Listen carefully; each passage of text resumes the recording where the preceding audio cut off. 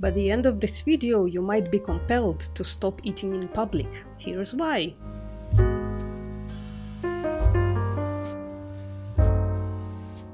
This argument comes up often. Should we use mock products in public as vegans? The argument is that they look like animal products sufficiently to trick non-vegans into thinking that those are animal products, and thus perpetuating or encouraging the use of animal products and viewing animals as products. I understand this line of reasoning. I'm just unsure if there is a basis for it, and here is why.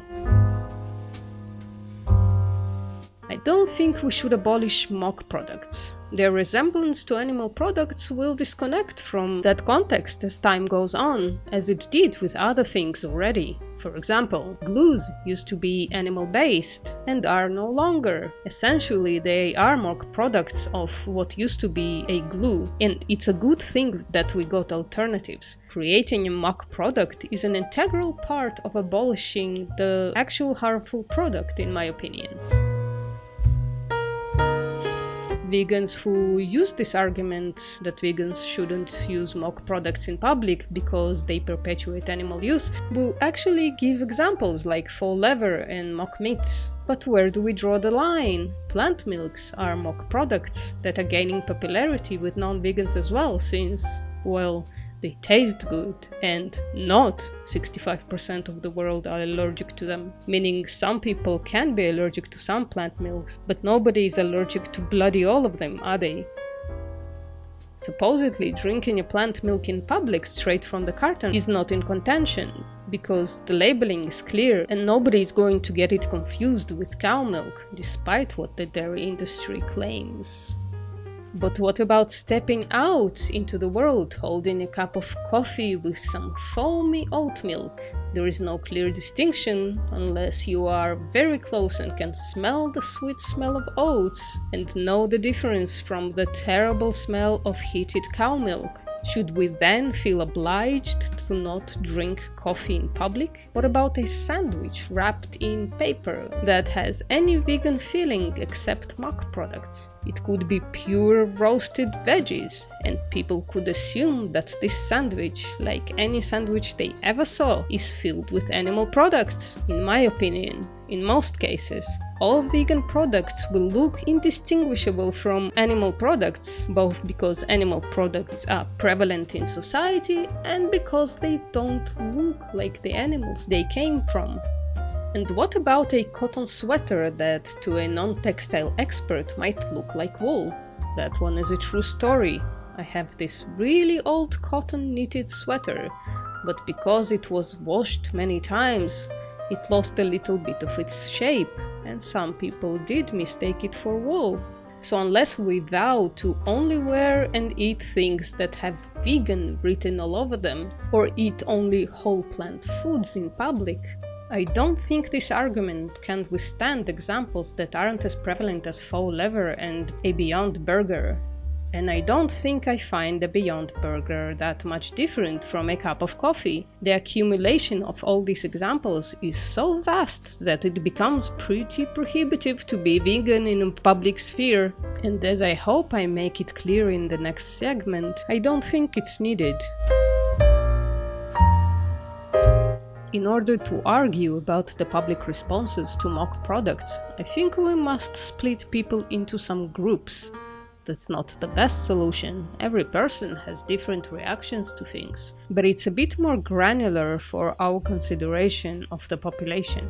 First, we can separate people into those who notice things in their surroundings and those who don't. Those who don't notice won't notice our mock leather jacket and are irrelevant to this conversation. Those who do notice can be separated further into those who react and engage and those who don't. The latter are a mystery to us. We have no idea what they are thinking about. And as we are going to be just one person in a sea of persons who do use actual animal products, I don't know how our specific contribution assimilates into their thought process. I also don't see how us wearing cotton jackets instead would negate the perception of the ethics of animal products, and what are the differences in the mind of those who don't react or engage. I don't know if they'd point out to themselves that we are not wearing leather but a faux leather, and thus think that it's not okay to use animal products. So I think we can remain agnostic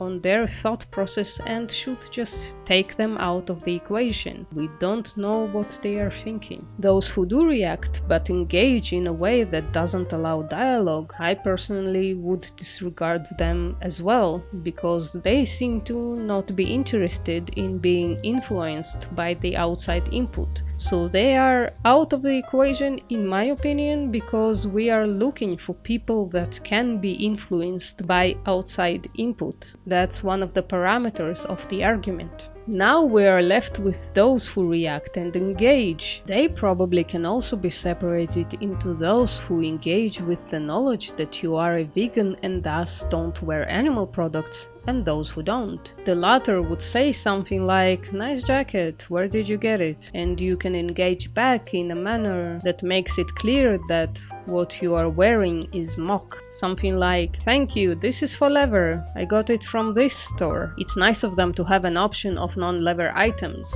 Or you can be less awkward than I and actually engage like a real person. The ones who engage knowing that you are a vegan might just want to make you a hypocrite, and you can answer in a way that explains why you are not a hypocrite.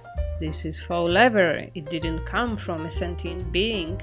And then they might say something about it being plastic, and you can say that that applies to all plastics and it's an environmental issue, not a vegan one, or that leather is also incredibly destructive to the environment. The town of Kanpur in India is a great example. Or that it's not necessarily going to hurt animals, or do they all of a sudden care about animals? There is an array of answers you can give. I think we can say that we are agnostic on the thought process of most people, unless they express it, and then we can engage with them and make sure to provide them with information that will negate the perpetuation of the use of animals for products. In other words, let's go out into the world, disregarding in our considerations those who don't notice, don't care, or are unwilling to engage, and let's focus on those who we have a chance to interact and converse with. I think the opportunity to talk to someone outweighs the possible perpetuation of beliefs, as it's already possibly done anyway by the sea of people who use the actual animal products. So, should we, the vegans, avoid wearing faux leather or eating Beyond Burgers in public? I think that through the process of this video, I'm actually advocating for the opposite here. What do you think?